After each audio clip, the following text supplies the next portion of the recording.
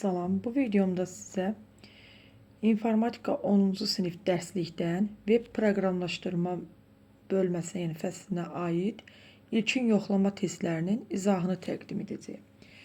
Birincidə deyir ki, www nədir? Bilirsiniz ki, www World Wide Web, dünya hörümçək toru deməkdir. Və bu internet xidmətidir. İnternet üzərində işləyən yəni bir xidmətdir. Web səhifələrə baxmağı, keçidlərə klik etməyə məhz www təmin edir. İnternet ümumi şəbəkədir. www isə onun üzərində qurulmuş xidmətlərdən biridir. İkinci sualımız. Hipermətin necə mətindir? Bir dəqiqə bunu yaxınlaşdıraq. Hipermətin deyir necə mətindir? Hipermətin istinadlı mətindir. Hipermətnə hipertekst kimi də rast gələ bilərsiniz. Eyni anlayışdır. İçərisində digər səhifələrə keçidlər, yəni hiperistinadlar olan mətin növüdür. Məsələn, bir məqalədə buraya kliklə yazısını klikləyəndə başqa səhifəyə keçmək mümkündür. Adi WhatsApp'da belə deyək ki, uşaqlar kiməsə mesaj yazırsınız. Təsadüfən nöqtəyə əliniz deyir mesajın içində. Sözlər arasında nöqtə qoyulur və görürsünüz ki, həmin o söz mavi rəngdə göstərilib. Və üzərinə çıqqıldığında, yəni üzərinə vuranda görürsünüz hansısa bir Google saytından səhifəyə girir. Bu hipermətindir. Yəni istinadlı mətindir. Üçüncü, HTML dilində hazırlanmış sənəd necə adlanır? Web səhifə adlanır. HTML dilində yazılmış fayllar HTML və ya yəni bəzən uşaqlar buna da rast gəlib soruşurlar ki, HTML yazısı ilə HTML yazısı, yəni uzantısı arasında fərq nədir? Heç bir fərq yoxdur. Eyni anlayışdır. Belə deyək ki, HTML dilində yazılmış fayllar bu uzantılarda olur və web browser vasitəsilə açıldıqda bu sənədlər web səhifə kimi görünür. Web səhifə kimi görünür. Belə. İndi isə davam edək. Bir şeyə də aydınlıq gətirim ki, deyə bilərsiniz ki, web səhifə nədir? Əslində 10-cu siniflər bunu sizə dərs vaxtı izah eləmişəm. Yenə təkrar izah edeyim. Web səhifədə adi mətin və ya hipermətin, eləcə də istənilən başqa növ verilənlər, o cümlədən qrafika, musiqi və ya video ola bilər. Və bir də onu da qeyd edim ki, web səhifələrin əlaqəli yığınına web sayt deyilir. Web sayta aid deyəsən burada sual yoxdur. Olmasa da bunu da yadda saxlayın. İndi keçək dördüncüyə. Bunlardan hansı browser proqramı deyil? Skype browser proqramı deyil, digərləri browserdir. Skype belə deyək, bir mesajlaşma və video zəng proqramıdır. Yəni browser deyil, amma qalanları hamısı browserlərdir. Bunlar hamısı browserdir. Deməli, Skype nə oldu? Mesajlaşma və video zəng proqramı. 5-ciyə keçək.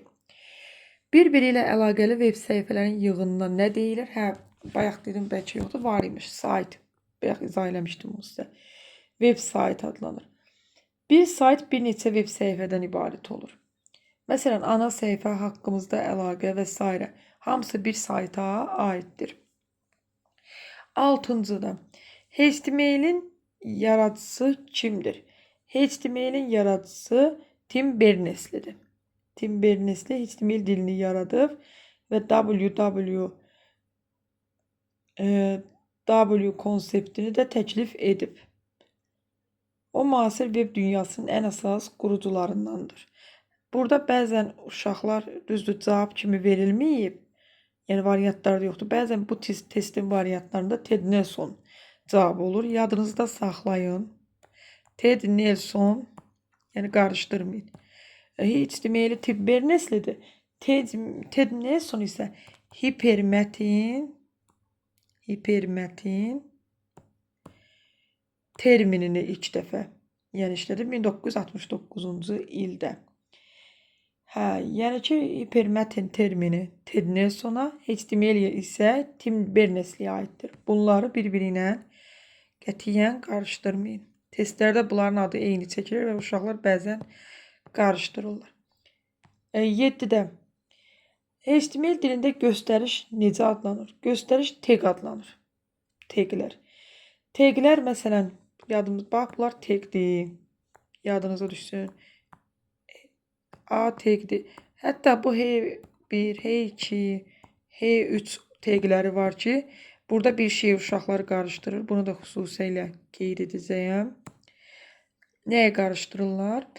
Bəzən düşür ki, ən böyük. Bunlardan hansı ən böyükdür? H5, H6-ya kimi olur.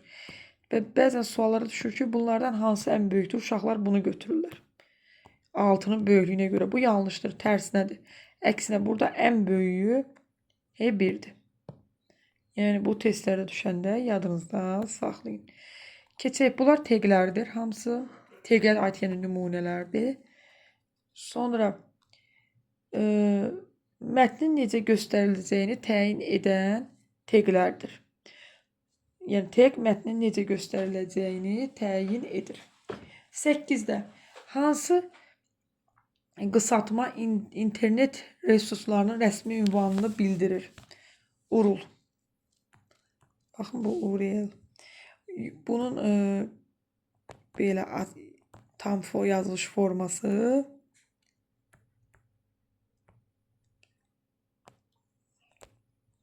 Tam yazılış formasında yazım.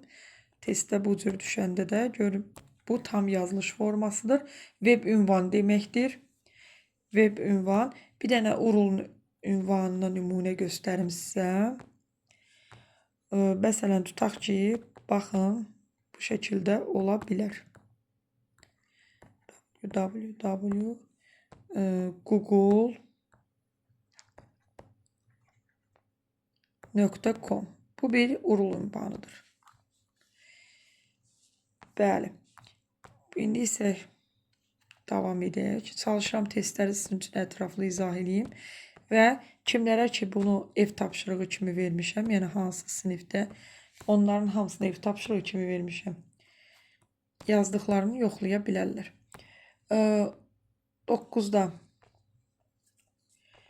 providerlərin saytlara göstərdiyi xidmət necə adlanır? Hosting adlanır. Hosting xidməti. Hosting xidmətdir. Sayt fayllarının internetdə yerləşdirilməsi üçün providerlərin təqdim etdiyi bir xidmət növüdür. Saytın internetdə işləməsi üçün mütləq hostingə ehtiyacı var. Yəni, mütləq olmalıdır. Keçdik növbətiyə. Domen adı nədir? Domen adı saytın internetdəki adıdır. Məsələn, belə bir saytın internetdə adı ola bilər. Müsabiqə.az. Bu bir domen adıdır. Yəni, burada az olan domen adı. Bax, domendir. Deməli, domendir burada .az olan. Hər ölkənin öz domeni var. Azərbaycanın domeni, yəni Azərbaycan soruşduğuna görə .azdır. Rusiyanın yəqin ki, bilirsiniz, .ru'dur. Yəni, bunların bizdə lazım olan Azərbaycanı soruşduğu üçün .az. Bu qədər uşaqlar, növbəti videolarımda, növbəti informatika tapşırıqlarında izah edəcəyəm.